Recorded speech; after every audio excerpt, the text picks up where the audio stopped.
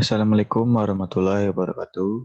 Perkenalkan, nama saya Zianwar Brilianto, NIM 621141933. Di sini saya akan mempresentasikan tentang rancangan pembelajaran gerak renang gaya bebas. Renang adalah upaya untuk menggerakkan, mengapungkan, atau mengangkat semua bagian tubuh ke atas permukaan air. Olahraga renang kerap dilakukan tanpa perlengkapan atau bantuan. Jadi, dalam renang lebih banyak menggunakan anggota tubuh, terutama bagian tangan dan kaki untuk bergerak atau mengapung di air. Gaya bebas. Gaya bebas adalah gerakan yang dilakukan dengan cara menelungkupkan badan, di mana tangan dan kaki melakukan tarikan dan tendangan air. Selain itu, hal yang perlu diperhatikan dalam gaya bebas adalah mempertahankan wajah dan pandangan mata ke depan. Gaya bebas atau front crawl ini juga dikenal dengan istilah alternatif arm stroke. Teknik melakukan gaya bebas. Dalam renang gaya bebas, posisi tubuh sejajar dengan air, sementara posisi tangan lurus ke depan dan kaki lurus ke belakang. Ketika meluncur di air, pastikan tubuh dalam keadaan rileks. 2.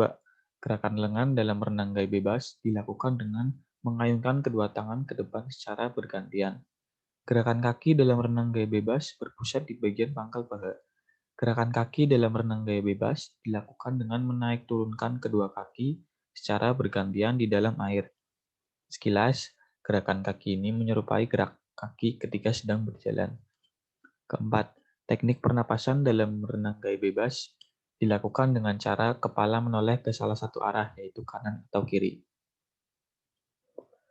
Selanjutnya ada tahap-tahap pembelajaran motorik. Yang pertama ada tahap verbal kognitif atau formasi rencana. Tahap ini merupakan tahap awal dalam belajar motorik. Pada tahap ini, seringkali terjadi kejutan berupa peningkatan yang besar bila dibandingkan dengan kemajuan pada tahap-tahap berikutnya.